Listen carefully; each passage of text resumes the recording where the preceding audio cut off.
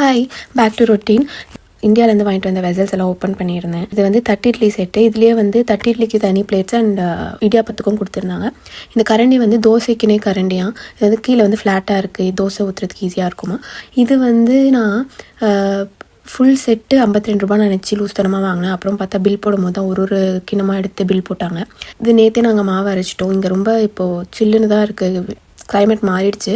So அவனில் light போட்டு lights மட்டும் ஆன் பண்ணி வச்சு தான் இது வந்து ஃபர்மெண்ட் பண்ணோம். இப்போ நல்லா ஃபர்மெண்ட் ஆகிடுச்சு. இந்த வாட்டி போனதில் வந்து எல்லா கப்பை ஸ்கேன்லாம் பண்ணதில் வந்து பாடி ரொம்ப டேமேஜ் ஆகிருக்குன்னு சொல்லி டாக்டர் வந்து ரொம்ப திட்டினார். நிறைய சஜஷன்ஸ் கொடுத்தாங்க எப்படி இம்ப்ரூவ் பண்ணுறதுன்னு சொல்லிட்டு. ஸோ இது வந்து சோயா பவுடர் ப்ரோட்டீனுக்கு வந்து வேணும்னு சொல்லி வாங்கியிருந்தோம். இது வந்து நார்மலாக சாப்பிட்றதுக்கு ஒரு மாதிரி இருக்கும்னு தோசை இட்லி இல்லை சப்பாத்தி மாவுலலாம் மிக்ஸ் பண்ணி சாப்பிட்லான்னு சொன்னார் டாக்டர். அதனால் இப்போ தோசையில் இன்றைக்கி மிக்ஸ் பண்ணிவிட்டு இதுலேயே அப்படியே ஒரு எக்கு போட்டு, அக்கா வந்து நிறைய இந்த பவுடர்ஸ்லாம் வாங்கி கொடுத்தாங்க. பிரண்டை பவுடர், கறி லீவ்ஸ் பவுடர், முருங்கா லீவ்ஸ் பவுடர் சொல்லிவிட்டு சரின்னு சொல்லி அந்த பவுடர் கொஞ்சம் போட்டோம். டெஸ்ட் எடுத்து பார்த்தா தான் தெரியுது பாடியில் என்னென்ன பிரச்சனை இருக்குதுன்னு சொல்லி.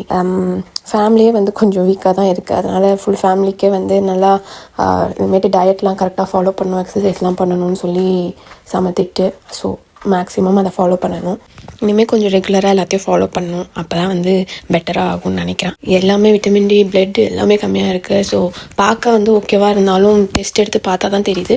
ஸோ கண்டிப்பாக நீங்களும் வந்து ஏதாவது உங்களுக்கு திடீர்னு ரொம்ப டயர்டாகுது, இல்லை உங்களோட செல்ஃப் உங்களுக்கு தெரியும்ல, கொஞ்சம் அப்நார்மலாக ஃபீல் ஆகுறீங்கனாலே கண்டிப்பாக போய் டெஸ்ட் எடுங்க. அப்படி இல்லைனாலும் இயர்லி ஒன்ஸ் கண்டிப்பாக full body checkup and blood test எல்லாமே எடுத்துடுங்க.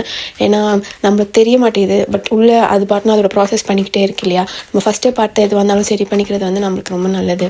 ஸோ அது கண்டிப்பாக எல்லோரும் ட்ரை பண்ணுங்கள்.